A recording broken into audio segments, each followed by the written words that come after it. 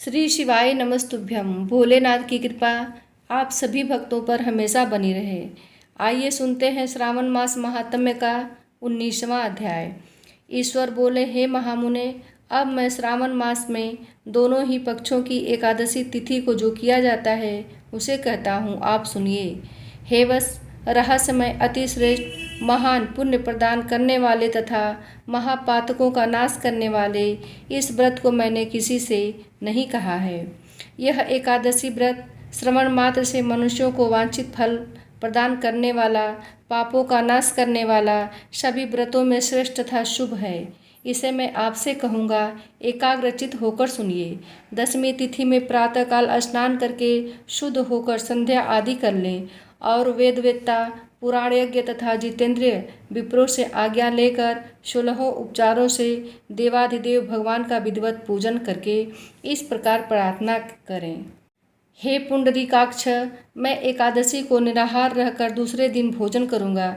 हे अच्युत, आप मेरे शरणदाता होइए। हे वत्स, गुरु देवता तथा अग्नि की सन्निधि में नियम धारण करें और उस दिन काम क्रोध रहित होकर भूमि पर शयन करें। तत्पश्चात प्रातः काल होने पर भगवान केशों में मन को लगाएं। भूख लगने पर प्रस्खलन, गिरना, ठोकर आदि लगना आदि के समय श्रीधर इस शब्द का उच्चारण करें। हे वश, यह व्रत मोक्ष प्रदान करने वाला है, अतः 3 दिनों तक पाखंडी आदि लोगों के साथ बातचीत, उन्हें देखना तथा उनकी बातें सुनना, इन सब का त्याग कर देना चाहिए। तदंतर क्रोध रहित होकर पंचगव्य लेकर मध्याह्न के समय नदी आदि के निर्मल जल में स्नान करना चाहिए। सूर्य को नमस्कार करके भगवान श्रीधर की शरण में जाना चाहिए और वर्णाचार की विधि से सभी कृत्य संपन्न करके घर आना चाहिए।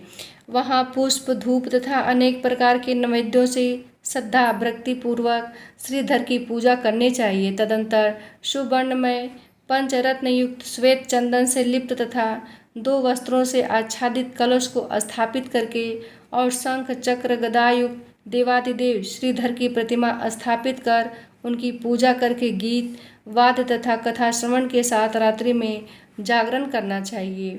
इसके बाद विमल प्रभात होने पर द्वादशी के दिन विधिवत पूजन करके कृतकृत्य होकर बुद्धिमान को चाहिए कि श्रीधर इस नाम का जप करे। इसके बाद उन शंख चक्र तथा गदा धारण करने वाले देव देवेश श्रीधर की पुनः पूजा करें और सुवर्ण दक्षिणा सहित कलश ब्राह्मण को प्रदान करें।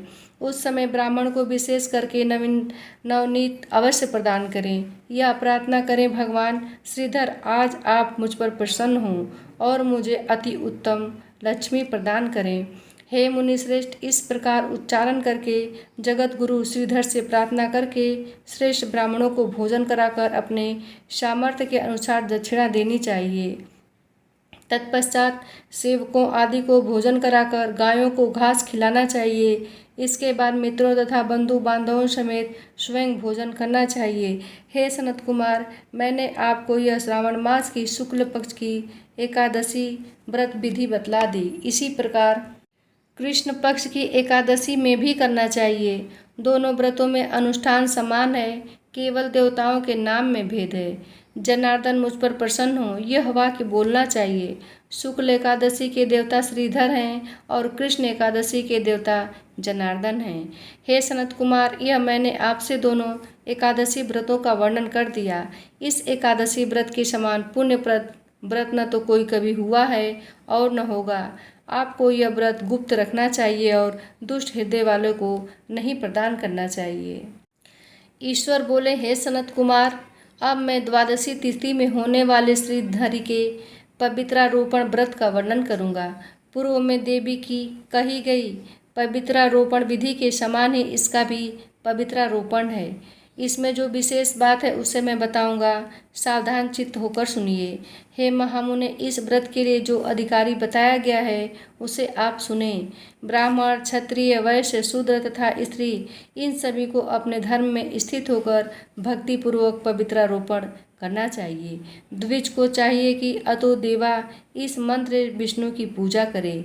स्त्रियों तथा शूद्रों के लिए नाम मंत्र है जिसके द्वारा वे विष्णु की पूजा करें। इसी प्रकार द्विज कद्रुआय इस मंत्र से शिव जी की पूजा करें। और स्त्रियों तथा शूद्रों के लिए नाम मंत्र है, जिसके द्वारा वे शिव जी की पूजा करें। सत्य युग में मणिमय, त्रेता में सुवर्णमय, द्वापर में रेशम का और कलयुग में कपास का सूत पवित्र के लिए बताया गया है। सन्यासियों को शुभ मानस पवित्रारोपण करना चाहिए। बनाए गए पवित्रकों को सर्वप्रथम बांस की सुंदर टोकरी में रखकर शुद्ध वस्त्र से ढककर भगवान के सम्मुख रखें और इस प्रकार कहे, हे प्रभु, क्रियालोप के विधान के लिए जो आपने आच्छादन किया है, हे देव, आपकी प्रसन्नता के लिए मैं इसे करता हूँ।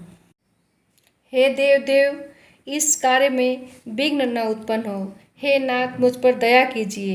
हे देव, सब प्रकार से सर्वदा आप ही मेरी परम गति हैं। हे जगतपते, मैं इस पवित्रक से आपको प्रसन्न करता हूँ। ये काम क्रोध आदि मेरे व्रत का नाश करने वाले न हों। हे देवेश, आप आज से लेकर वर्ष पर्यंत अपने भक्त की रक्षा करें। आपको नमस्कार है।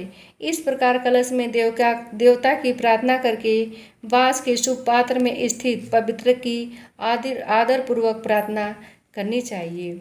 हे पवित्र, वर्ष भर की गई पूजा की पवित्रता के लिए विष्णु लोक से आप इस समय यहाँ पधारें। आपको नमस्कार है। हे देव, मैं विष्णु के तेज से उत्पन्न मनोहर, सभी पापों का नाश करने वाले तथा सभी कामनाओं को पूर्ण करने वाले इस पवित्र को आपके अंग में धारण करता हूँ।